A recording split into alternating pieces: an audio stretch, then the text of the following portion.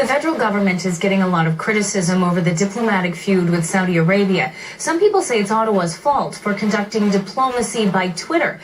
But CBC News has learned that there is a longer background to this case. Evan Dyer has been digging into it, and he's with me now from Ottawa. What did you find out, Evan?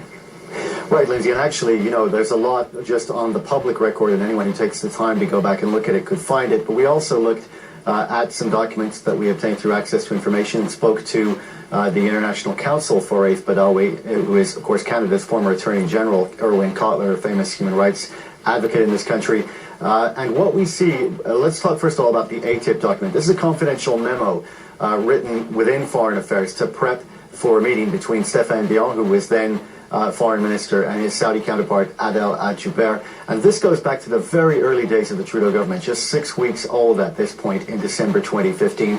And you see a lot of thought going into the Badawi case. It's clearly one of the high priority items they want to discuss, the others being the war against ISIS. Of course, if you look at the date, that makes sense, and trade and the LAV deal and so on. But Badawi is right up there with those issues. And you also see an effort to be polite, to not offend the Saudis, to, for example, while pressing the Badawi issue on the one hand, to say to them, congratulations for the progress you've made in allowing the women to vote in your recent municipal elections. And then looking at the record, both before that, under the Conservative government, the last year of the Conservative government, and since then, you see a constant 3.5-year engagement with the Saudis on this issue through back channels at all levels, including not only Stéphane Dion and his successor in that office, Chrystia Freeland, who was in frequent contact about this, but also Justin Trudeau himself, who spoke to King Salman of Saudi Arabia by phone in April of this year. So the notion that it suddenly came out on Twitter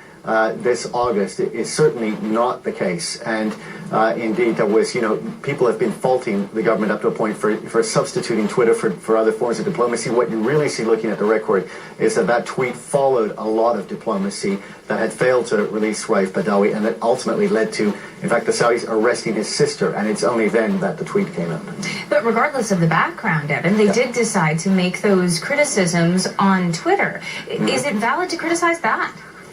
Well, if Twitter criticism, if that criticism is valid, it certainly relates to both the Harper and Trudeau governments, because this is an interesting point. Twitter diplomacy on the Badawi case did not begin with the Trudeau government. Now, we've seen some criticism from the Conservatives and their Foreign Affairs critic, Erin O'Toole. Let's look actually at a tweet that he put up, which I believe I have somewhere here. Let's have a look. So he criticizes the use of Twitter and says, my view is that a disconnect between our countries arose because of the use of Twitter as a substitute for proper diplomacy by the Trudeau government. Serious diplomacy requires effort. The Prime Minister and Ministers should advocate face-to-face on issues, not by hashtag. What we see is that it was not a substitute, first of all, that there were personal discussions, both by the Minister and by the Prime Minister on this issue, in addition to the Twitter. But let's talk more about some earlier tweets. Now, we've seen John Baird, the former Foreign Minister, criticize Twitter diplomacy, in fact, on Saudi television. And let's have a look at what he had to say about the effect it had to tweet. Canada has always seen Saudi Arabia as a friend, an ally, and the current government has really been poking its finger in the eye of the kingdom for the past 3 years. And it obviously came to a head with some hectoring tweets. And for Canada to treat a friend and ally this way has been incredibly unhelpful and tremendously disappointing.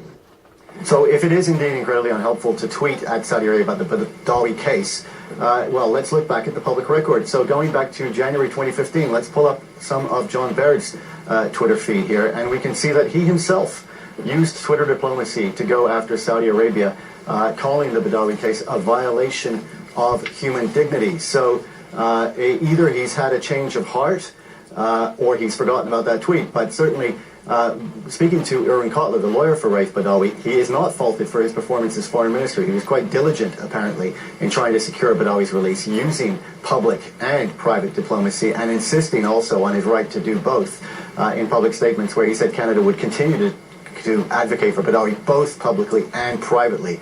It's the new John Baird, the lobbyist, who went on Saudi TV there to make those remarks that Erin O'Toole would take issue with. That's the CBC's Evan Dyer in Ottawa.